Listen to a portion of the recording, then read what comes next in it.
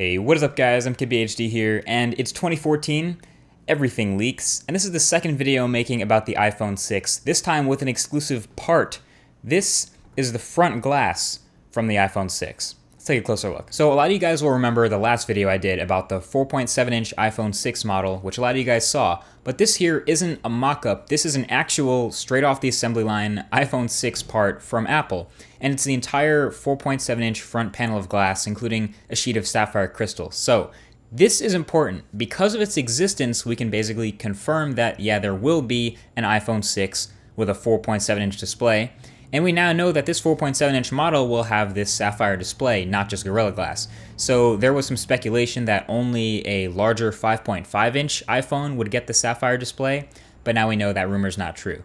So what is so great about sapphire crystal? Well, it has a number of advantages over Gorilla Glass, which, like I said, is on the front of the iPhone 5S. But the two main things you need to know are that, number one, sapphire is an extremely high-quality material, and number two, it is really durable. Now, I say high-quality material because this thing is paper thin, like literally the same thickness as a sheet of paper, and is perfectly see-through. I would say 0% opacity. Apple already actually uses sapphire in the iPhone 5S on the camera lens and the home button for this reason. So the camera lens needs to be super high-quality material and very durable and crystal clear to take those great shots through it. And the home button also needs to be crystal clear to be able to read your fingerprint through the glass. So again, it's sapphire. So that would be the number one thing I noticed just messing around with this panel and holding it, looking through it, putting it over my eye. Basically, you notice how little distortion there is and how exact the colors stay. There's absolutely no color shift while looking through the sapphire glass. Now, another thing I noticed while cleaning it with a microfiber is this particular panel seems really okay with bending, at least a little bit of torque, a little bit of flex, a little bit of give here and there.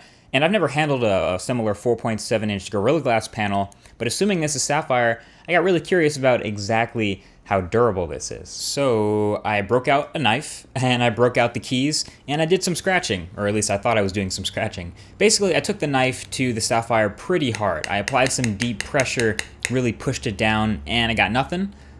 So then I moved on, and I did it with my keys.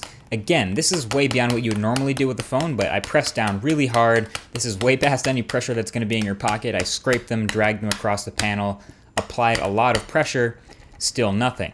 And then I went on to basically stab the thing pretty hard right in the middle and drag the point of the knife around the surface with some serious pressure. Again, well beyond stuff you're ever going to do with your phone.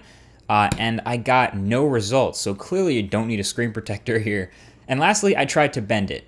First, like seriously bend it. So at first I was kind of tentative because I thought maybe there was a chance I might break it, maybe shatter it, but I slowly realized there is absolutely no way I can break this display under my own power. There's no chance. I have a feeling I could drop a rock on it, but really I couldn't get the surface to even scratch a little bit at all. The worst blemish on the surface was actually my fingerprint marks and the dust from handling it so much.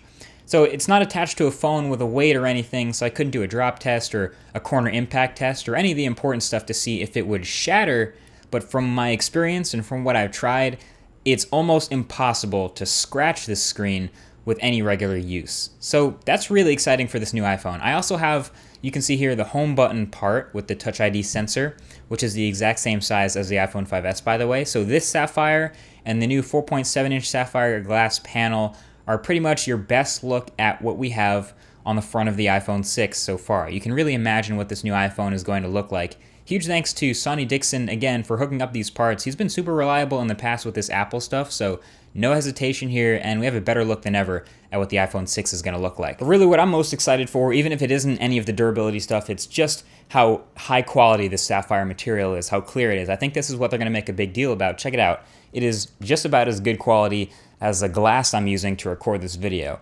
I don't know if that says much. I don't know if that's something that every front panel, again, on any smartphone will do, but it's something to note. This is an insanely clear, super high quality material, and I'm pumped for more phones at least, or to see the first phone to have a sapphire front panel. So anyway, this has been it. Thanks for watching. This is the front panel of the iPhone 6. Feel free to share this out, embed this, talk about it wherever. Ask questions on Twitter if you want to know more. Thanks for watching, and I'll talk to you guys in the next video. Peace.